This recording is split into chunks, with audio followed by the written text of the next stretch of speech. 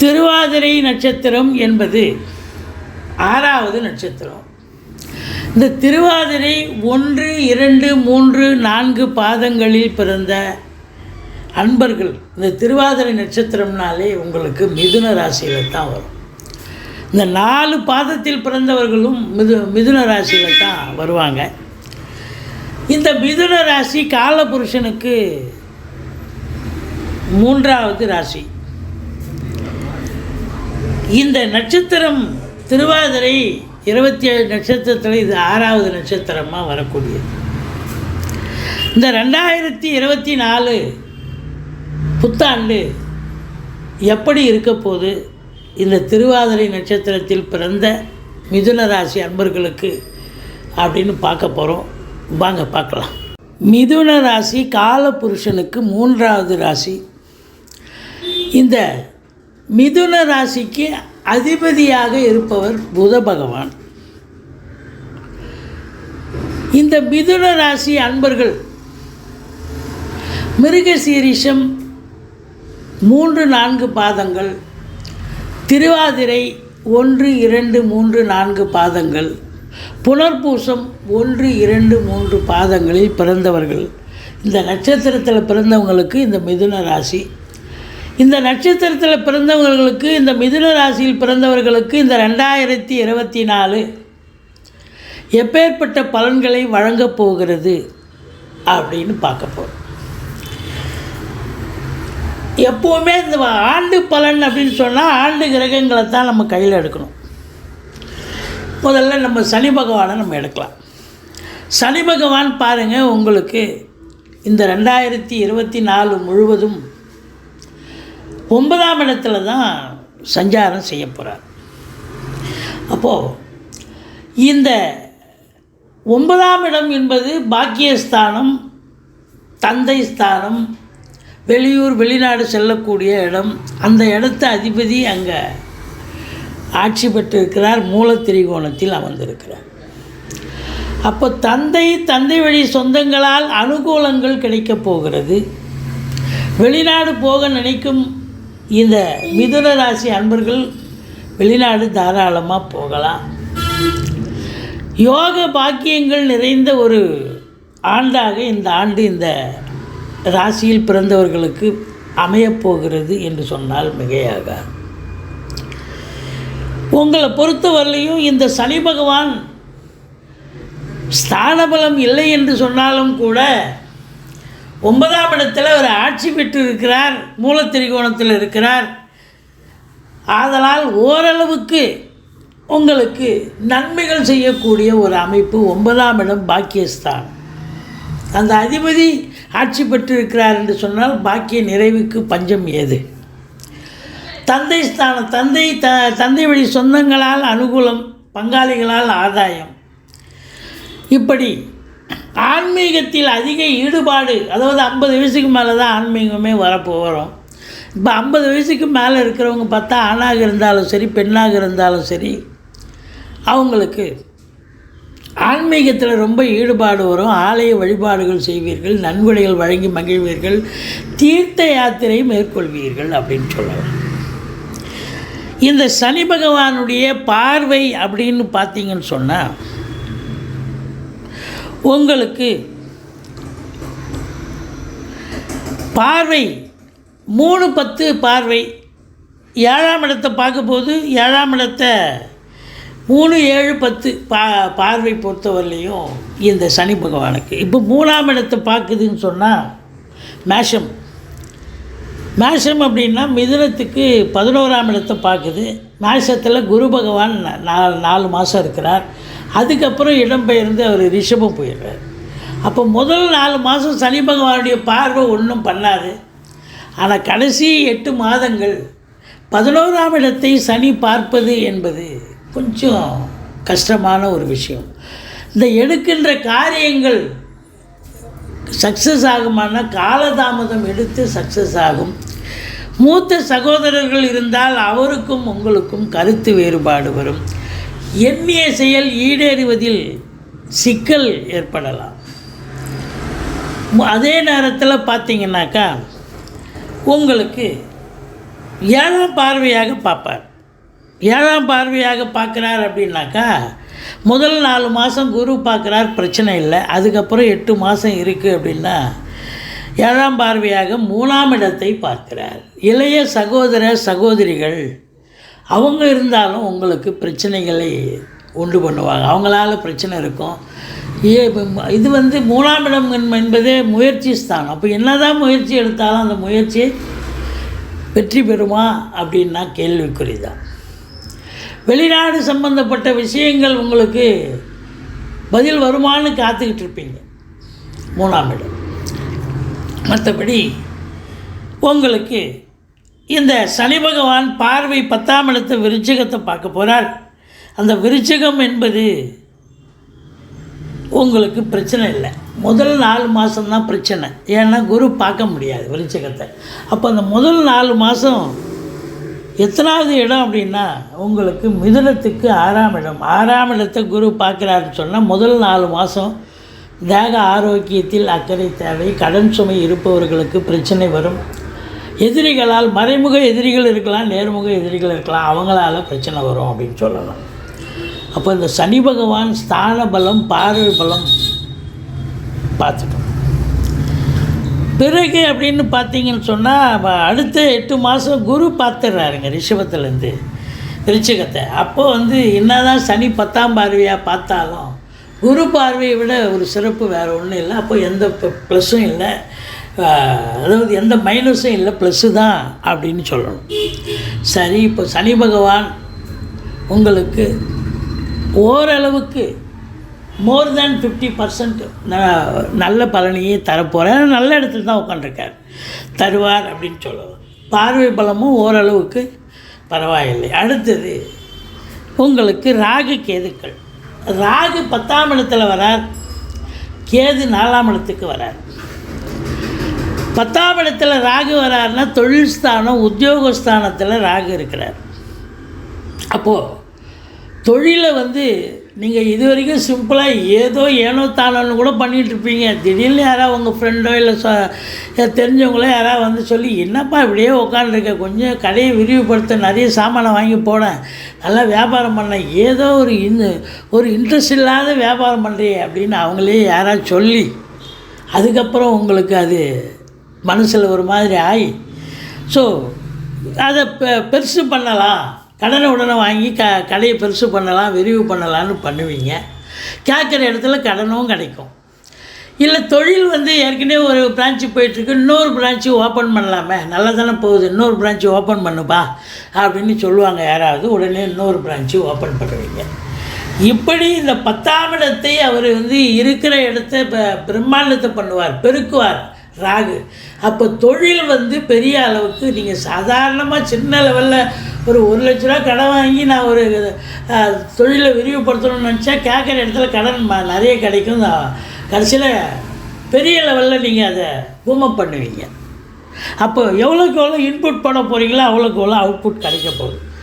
பிரம்மாண்ட நாயகன் அவர் 5 லட்ச ரூபா கடன் கேட்குற இடத்துல 20 லட்ச ரூபா கடனை வாங்கி கடையில் போட்டு நல்ல வியாபாரத்தை பண்ணால் அப்போ அதுக்கு தகுந்த வருமானம் வரத்தானே வரும்.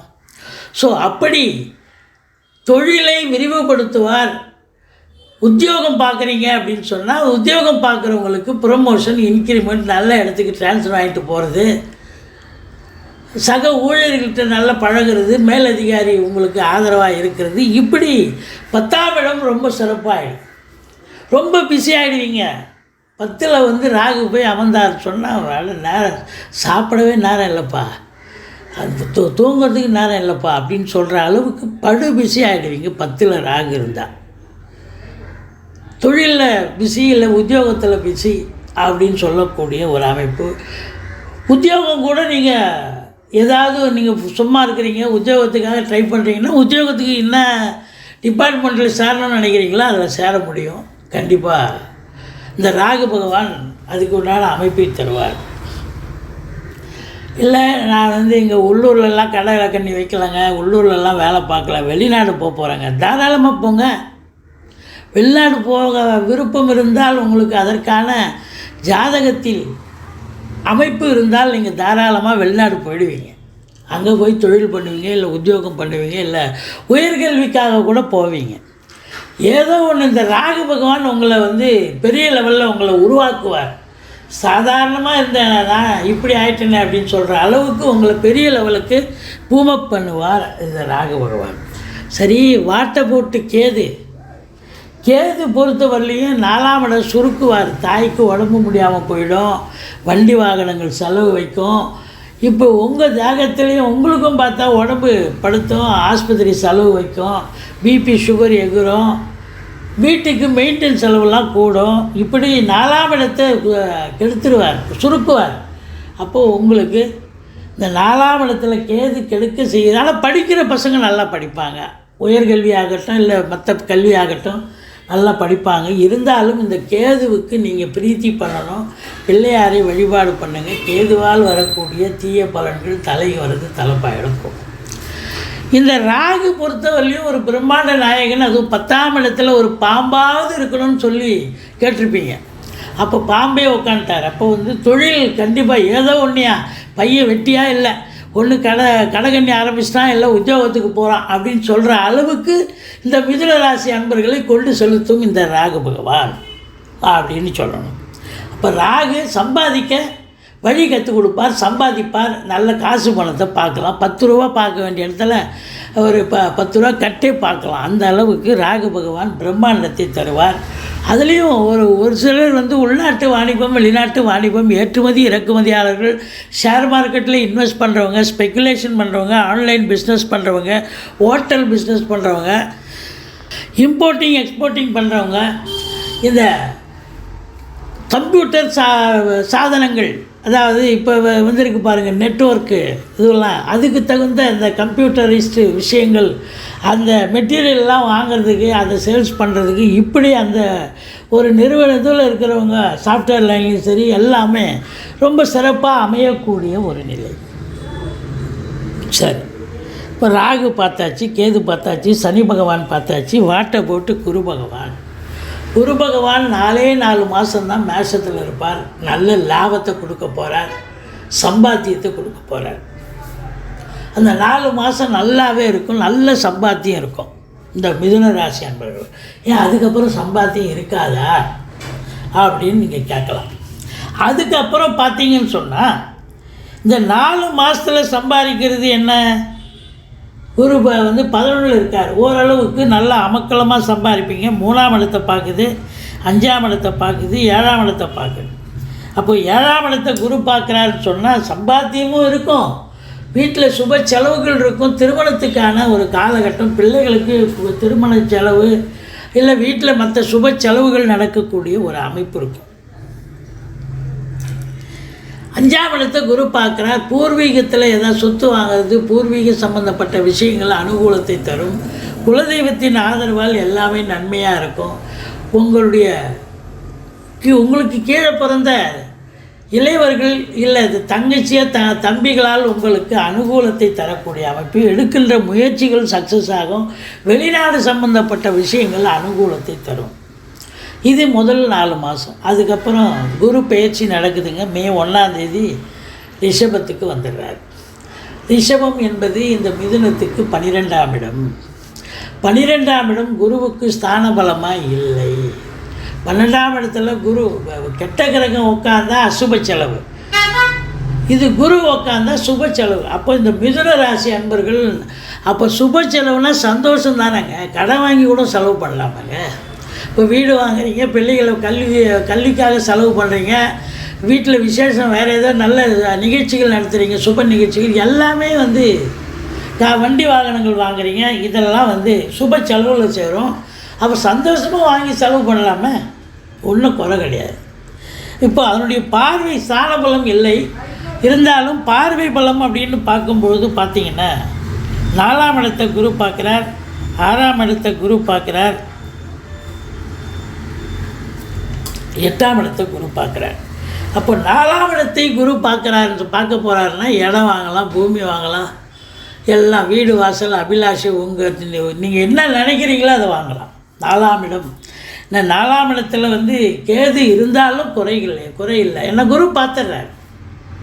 முதல் 4 மாதம்தான் அவர் பிரச்சனையை கொடுப்பார், அதுக்கப்புறம் பிரச்சனை கிடையாது. ஏன்னா குரு பார்த்துடுறாரு ரிஷபத்தில் இருந்து 8 மாத காலமும். அப்போ குரு பார்க்க கோடி நன்மை.